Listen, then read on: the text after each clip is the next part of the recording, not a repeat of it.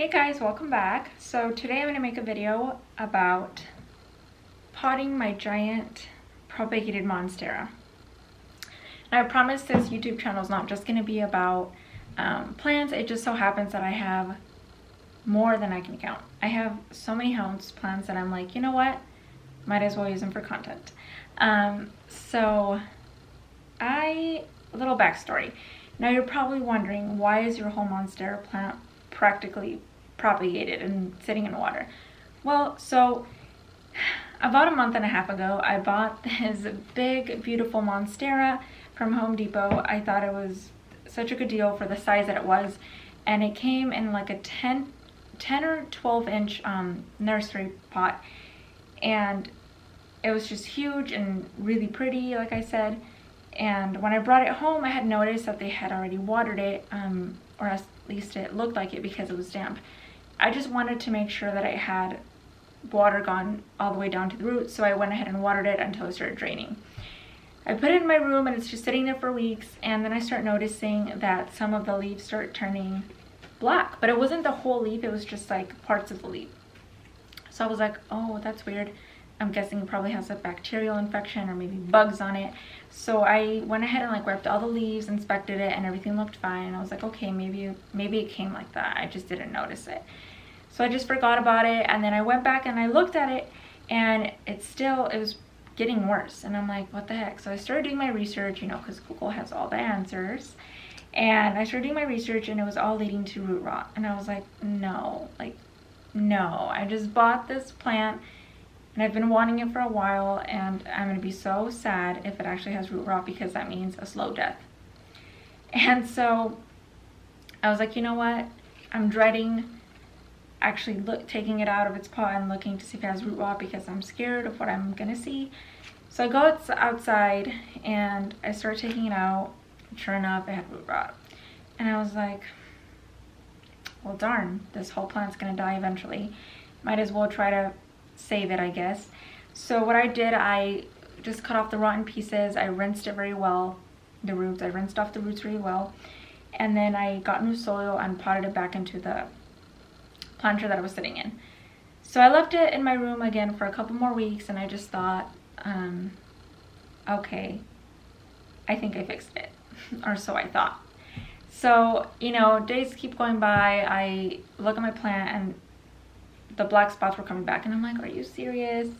So I took it outside, took it out of the pot, inspected the roots, and the root rot was back. And I was like, okay. So at this point, I don't know what to do. I don't want to throw the plant away, even though I'm like, at this point I probably should, because it can't be saved. So instead I just cut all the roots, and I didn't know how to propagate Monstera plants, because all I knew was how to propagate philodendrons and pothos, because they're so easy. They basically tell you where to cut. As long as you have a node, you're fine. But for Monstera plants, it's hard to tell if the stem that you're going to put in water is going to root, because I feel like the indication of where to cut is harder to see than it is with the pothos. So I was just desperate. I cut up all the roots and I just stuck it in water, and I'm like, if it roots, it roots. If it doesn't, it doesn't. At least I tried. So I wasn't expecting much. I wasn't even expecting to get one of the stems to root, but the whole thing rooted. And I actually split it into two plants. I have this little one over here that's also propagated, and it's actually growing a new leaf while it's in water. This one I'm also going to have to pot, but I'll just do it separately. I'm mainly going to just focus on this big plant for now. So yeah, that's a little backstory of why this plant ended up in water. So let's take a look, and you're gonna see that the roots are pretty big by now. I got really lazy and forgot about this plant, and the roots are pretty much growing curved, because the container that they're in is like a curved container, so they're kind of growing along it. And one thing you should know about propagating plants, the longer they sit in water, the harder it is going to be for them to acclimate to being in dirt, and the harder of a time they're going to have probably surviving in dirt. So I'm like, okay, it's time. I have to put it in dirt. If not, it's just probably going to not make it once I do put it in dirt, because I've waited for too long. But anyway, let's take a look at the roots. as you can see, I don't know if it'll zoom in. And I actually have a towel on this little table that I'm using on my coffee table because I don't want to make a mess. And I also have like a trash bag down here, so when I get the dirt out, it doesn't go everywhere. But as you can see, I don't know if it'll zoom in. I'm new at this. I don't even know how to properly film a video. All I've seen is, you know, YouTubers, they just put their hands and it'll zoom in. So that's what I'm doing. So, and I don't know if it's actually gonna work. Okay, there you go. So as you can see, they started growing curved, if it'll actually stay zoomed. As you can see, the roots just started to grow curved and they're not straight and they're just very long. So it's time that it gets repotted. So I'm actually going to, and it actually has some gnarly pieces I'm just taking off because that's actually kind of gross. I think it's the pieces that I had cut off that just got mushy in the water. But anyway, so what I'm going to be using for this is obviously some dirt, a pot, and some water to put on afterwards. You know, I'm actually going to go rinse these roots with a little bit of water and hydrogen peroxide. So one thing I wish I would have known, and actually someone that I know told me about this, but is that hydrogen peroxide mixed with a little bit of water is very good to help root rot. It actually stops the bacteria growth that causes root rot, and I didn't know that, and that's why I ended up chopping this. If I would have known that then, I would have tried that first before chopping it up. But I'm actually going to go rinse these roots very well and put a little bit of hydrogen peroxide just to prevent any root rot in the future or any bacteria that may have left behind. So I'll be right back. And the roots are all cleaned and put some hydrogen peroxide on them, and now we are going to repot. Okay, so I just went ahead and got one of my terracotta pots that I had outside. I find that terracotta is the best type of planter to put your plants in because it's very porous and it'll let the oxygen flow, and it can just help with your plants not getting root rot because the water won't stay moist or wet for long, just because they are going to dry out because of the airflow. And so this is, I think, I want to say this is maybe like an 8-inch.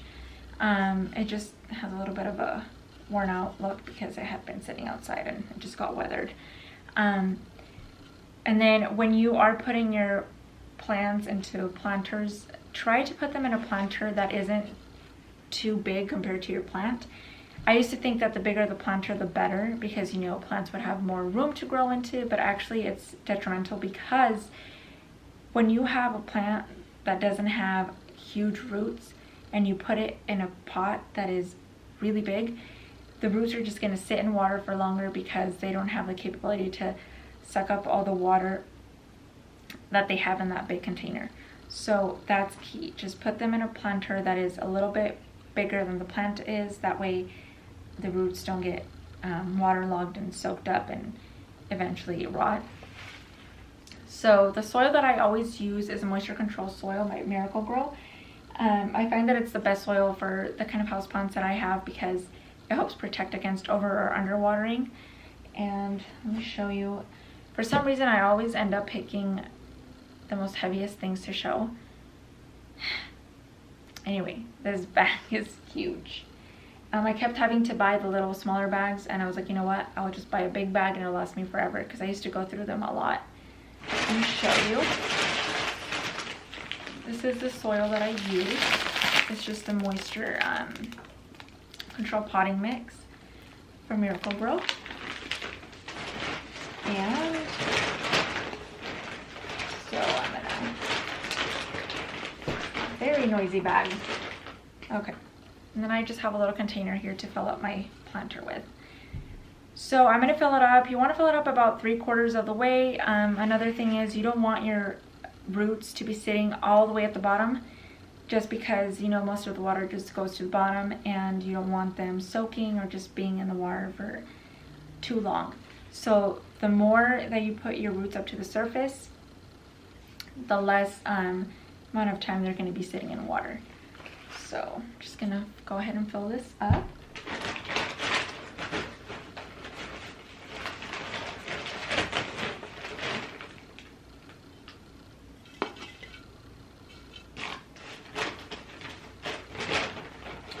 I didn't think this pot was going to be that big, but it's just taking me a while to fill with soil.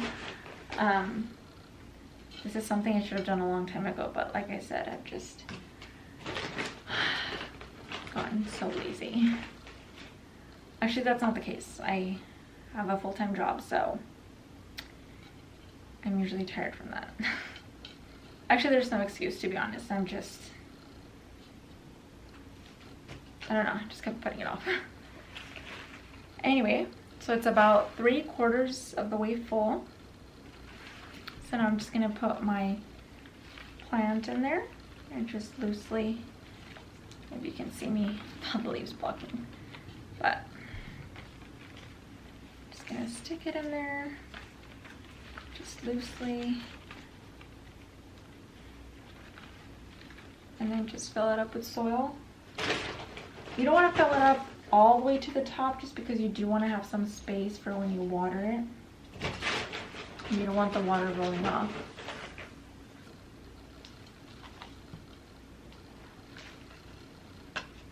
Anyway, so what kind of plants do you guys have? Let me know in the comments below. I don't really have too many plants on my wish list right now. Mainly because I'm just trying to like fully take care of the ones that I already have and not let them die. But I think I really want like a heart of a string of hearts or a string of pearls, but like a long one. I saw one at my local nursery. It was a string of pearls, but it was so expensive. It was like $40 for like a 4 or 6 inch, given it was pretty long, but I was like, I don't know if I want to spend that money right now. So I ended up getting it, but yeah, I think that's what I want. I think I'm really into stringing binding plants, actually. I think they're so pretty, and you can just, you know, wrap them around. They're just super pretty. Okay. So I think this is pretty much done. This literally didn't even take me 5 minutes. I don't know why I put it off for this long. Procrastination at its finest. Do as I say, not as I do. Okay. So now that it is potted, looking so pretty, so cute. Now that it's potted, I am gonna put water and make sure it's super moist. So another thing, when you put your plants from water to dirt, especially when they've been in water for so long, when you put them in dirt, you want to keep the dirt moist for a couple weeks at least, because your plant is going from being in water to being in dirt, and that can shock it and just not make it transition well. So you want to just slowly get it used to being in a different medium, and you can do that by just keeping it moist. That way it can slowly transition, and you know, after a couple weeks you can just wean off of the water, and eventually you should be able to just water it like you would a normal plant, maybe once a week. For this one, since it was sitting in water for way too long, I'm going to keep the soil moist for at least 3 weeks up to a month, just to make sure that it doesn't die, because I'm literally going to be so sad if that happens, because I've put so much work into this plant. So do have my little watering can here. It's this cute little white watering can with a little wood handle. I got it at Target. So I'm just gonna water it. This pond is so big. I'm just gonna water it. until I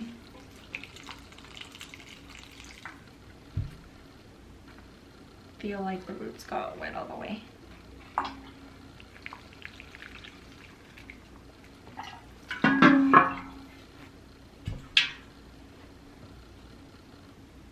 I think it's good. Because I didn't put the roots all the way down to the bottom, so I don't think I have to keep going until the water starts to drain out. I think this is fine. Maybe just a little more.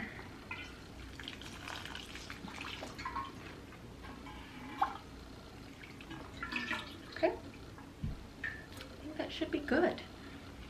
All right. Another thing that I have found useful for me, especially, like, I'll be the first to admit that I overwatered my plants at the beginning. I thought they needed a lot more love than they actually do, and lost a couple plants along the way to do overwatering. So I found that a moisture meter is actually a very useful tool to have, and I ended up finding one at Lowe's for like $10.